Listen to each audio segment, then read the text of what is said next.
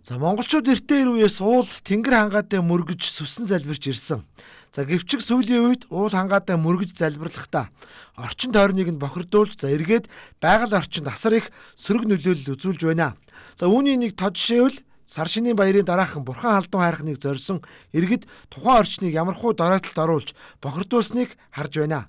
За бурхан халдун уулын хамгаалтын захиргаанаас бохирдлыг цэвэрлэж иргэдийг байгаль орчинд сөрөг нөлөөлөлгүй аялахыг уриалж байна.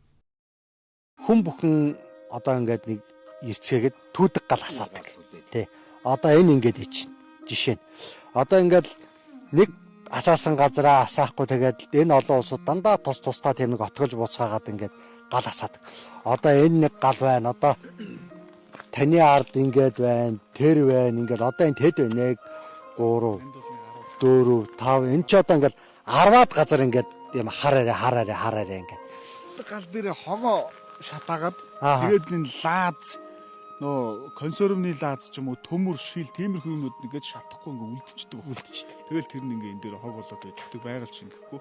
Хогоо ингээд шуудаатай ингээл үлдээгээ явцсан байх жишээ. Одоо энэ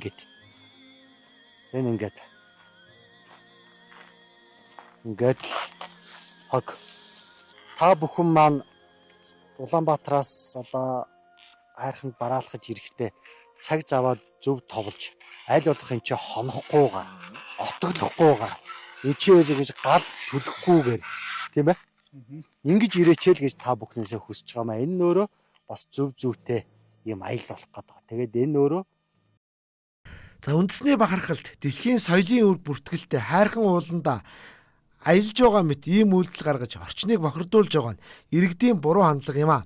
За тиймээс цаашид онгон дагшин газарт мөргөж залбирлахдаа аялагч шиг буй яваарай. За байгаль орчноо хайрлан хамгаалж явахыг уриалж байна.